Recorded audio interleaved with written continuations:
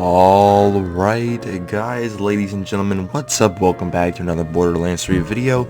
In this Borderlands 3 video, we're going to be going over one of the new Guardian takedown weapons. This one is going to be known as the Globetrottr. As you can see by just me holding it, it looks very similar to the yellow cake, obviously. It doesn't like it performs similarly. Like, okay, when I say performs, I'm saying the way it shoots, right? So let's actually go ahead and pull it up, right? So here it is. This is one I got last night running the raid. I have luckily do have a build that can actually solo the raid, which is a good thing, and it's on an Amara of all characters, the last character that I thought I'd really be like maining for this current period in time, just because the Guardian takedown is just so gosh darn difficult. But I think that's a good thing. Maybe they could reduce the bullet sponginess of the enemies by like 20%, just a little bit, just because, dude, I ain't gonna, dude, a lot of they reduced the scaling, and then they just made the freaking Guardian takedowns on, they put them on roids, bro. They put something in their Kool-Aid, they put something in the grains that they're feeding these guys, bro. Like, regardless, let me stop digressing and actually talk about this weapon here. So it's the Bruising Globetrottr, the BBG.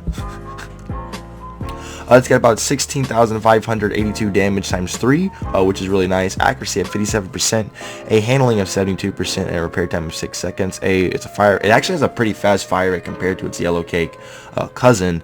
But yeah, I cannot read that red text, and I don't get the reference because I'm uncultured swine. We also do get a pretty nice solid passive with 330 extra splash damage radius and a 50% fire rate. And then with this new patch, they also made the ASEs really awesome, going up from 50% to 100%, so making it really nice. We got extra per shock on this one. I would prefer if this one was radiation. This one was radiation. I feel like this one would be an absolute gem, but it's still relatively awesome. Also, the shots to break on this one is a lot higher than the yellow cake. So we're on Big Bang Flak here, except we're using a Snowdrift Victory Rush for the mag size and the AoE.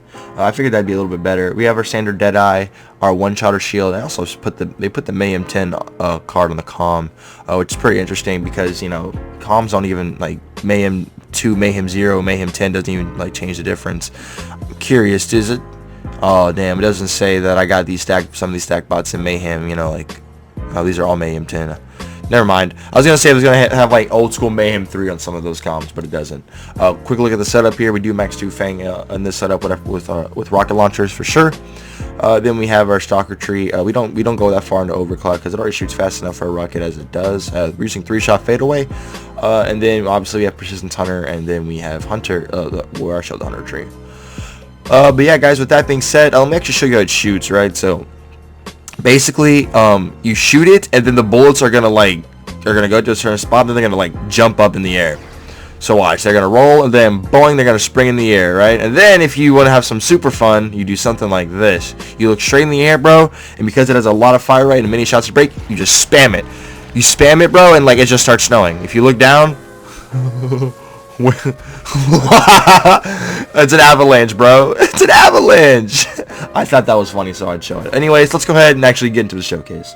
So because this rocket launcher shoots like that, damn it, I killed myself.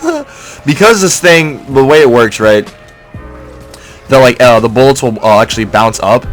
You can actually, like, this will actually be really useful in the raid against some of those bosses, dude, because like the raid bosses are like like they play no joke. Like, personally, bro, I think that the first boss that you fight is actually the more difficult of the two bosses, just because like I like that boss's mechanic is a lot more difficult, right? Because you're gonna have to worry about multiple things. You have to worry about his mechanic, easily getting hit off the map, which has happened to me way too many times already. Did we already clear out all those enemies? Wow, we did. And you have to worry about the radiation attacks and stuff. Now, I did put a poll up later today in my community tab, talking about if I should like do guides on the boss fights, and so far it's an overwhelming like 92% yes versus the 8% no. So probably later today and maybe tomorrow, I'll probably get to work on actually some of the guides. Now those guides will be shown on an Amara. I'm not gonna like talk about the build. I'm just gonna talk about the fights themselves and talk about the mechanics more or less in the actual setup that I am going to be using in the video. Okay. But yeah, I did also post my first solo clear of the Dune takedown of Mayhem 10 last night on the Amara. So if you guys do want to see that, it's like a 52-minute long video. We used the Wheel of Pain Amara, which is a Chadley build. Huge shout out to Chadley, a true champion, a true underrated Borderlands YouTuber, in my humble opinion. But yeah, we're using an Amara to do a lot of the takedown clears for the time being before while we get some more gear to for my flak and my Moes. I really feel like that. Wow, dude, can I actually not be a scrub? Thank you. I really feel like that. Mayhem 10, that whenever the new DLC comes out, some of those new DLC weapons are going to be perfect for the new takedown. And this Globetrotter is actually really impressive, especially that it bounces and you can just really shoot this thing fast. Like it has the same, like, it reminds me a little bit of a boring gun and a yellow cake. Like honestly, that's like what this thing reminds me of. Definitely. It's definitely more easily able to kill yourself with this gun than the yellow cake, though, because of all the dude. It has wow. Okay, my fight for your life didn't even exist. Okay, anyways, as I was saying before, I was so rudely interrupted by my own Globetrotter killing me.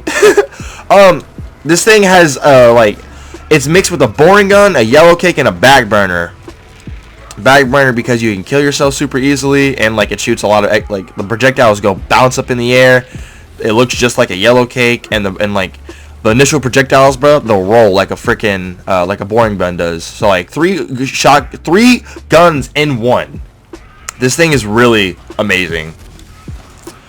Could you say this is the new best rocket launcher in the game? I don't know, dude. I feel like, okay, that title, the yellow cake is still very good, but it's not the best anymore. But I really feel like the back burner, especially since a lot of people can get their hands on a Mayhem 10 version, might be number one. This Globetrotter, it's still, it's super young, not even a day old. But this thing is, from just this quick little run that I've got here with on the Big Bang Flag, I'm really liking what I'm seeing here.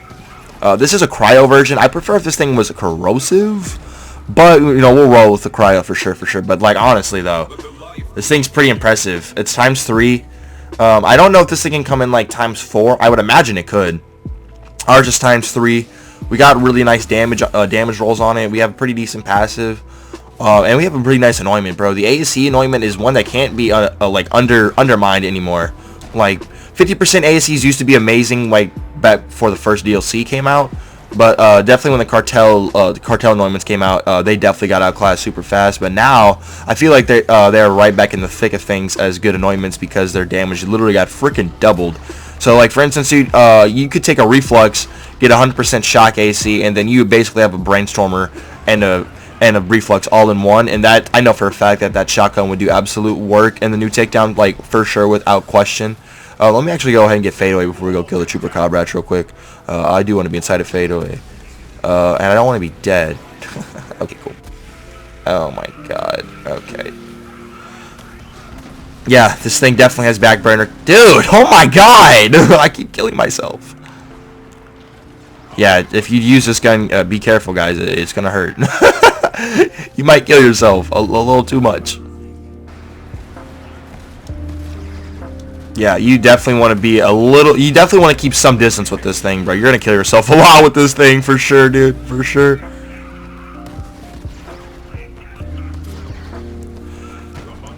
Dude, a Globetrotter that I would love to get. Okay, so, dude, if I got a 200% ASE Globetrotter, I would definitely probably do that showcase on Moes.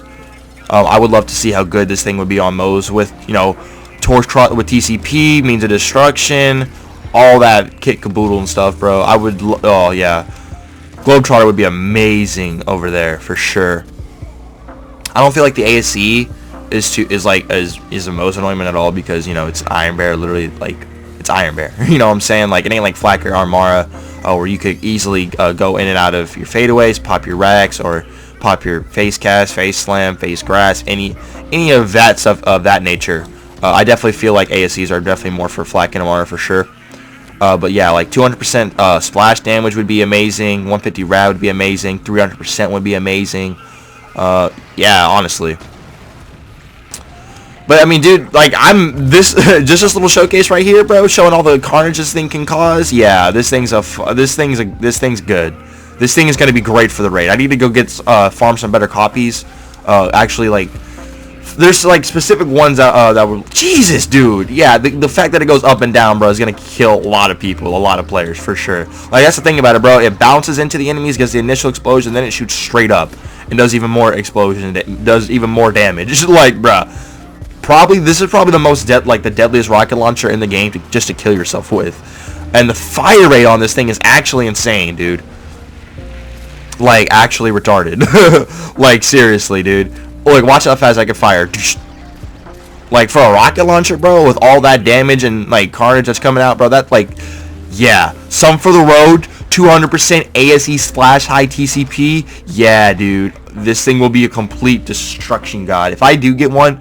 if I get something like that, some sort of Globetrotter like that, I'll probably do a secondary showcase on that just for Moes. Just to show how powerful it could be on Moes for sure. Okay, let's go ahead. Dude, look at this thing! Just be careful with it, dude. It's very dangerous. You can kill yourself. Okay, let's go ahead and kill Tron, and we'll go ahead and wrap it up. Yeah, dude, this thing's deadly for sure. Like to us, to them, to everything. Whatever this thing comes in contact with, it's pretty deadly. Probably more of a mobbing rocket launcher. Although, if you could for like Grave Ward on the crit spot, dude, you could probably easily make it rain on the hand spot. That's what I'm talking about. Because like dude, you got to get it to where all the shots hit them and then they bounce down and up, because like all these shots are they're just missing damage on Tron. And for a rocket launcher, bro, this thing probably gets your fadeaway back stupid fast. Yeah, dude, this shotgun is definitely a freaking beast. Definitely something to be on the hunt for when you are running the raid. I'm pretty sure that this rocket launcher drops from the last boss as well. So keep that in mind. Unfortunately, it's really hard to get at the moment. At least it's not bugged, and it'll drop in AM10. But yeah, guys, let's go ahead and actually showcase show like the setup and stuff. Yeah, I did pick up a Rowan's call on the way there with lifesteal. Figured that'd be pretty nice. Here it is again, a very similar. I mean, look, it looks just like a yellow cake, bro. Then here's our one-shotter shield. Yeah, so we went with incendiary and radiation because it's already cryo with shock. That's 4 elements you'll be able to put out with this thing, which is very awesome. A very good Deadeye one-shotter shield combined with the Deadeye, it just helps out a lot. And then we have our Stoner Victory Rush for some AoE and movement speed, which is very nice. And then here's the quick look at our tree. Max out 2 Fang, always get Mega Wards flak for fuck's sakes. Our Stalker tree, love it. And then here's our Master tree, once again 300% Hunter. Huge shout out to my tier 2 and tier 3 members, the homie Chase, Lost Grace, and Chanito Ward. You guys are some true homies. Guys, if you guys did enjoy the video, then go ahead, drop your load on that like button and subscribe if you are new. Also, while you're at it, go to give that bell down there a bit of a love tap for me. I would greatly appreciate it. I hope you guys are having some like better luck with the Guardian takedown today than yesterday. I know a lot of people were just off put by how truly difficult it was, and it's really difficult. Anyways, guys, my name's Kree. Hope you enjoyed the video, and I'll see y'all in the next one. Peace out, everybody.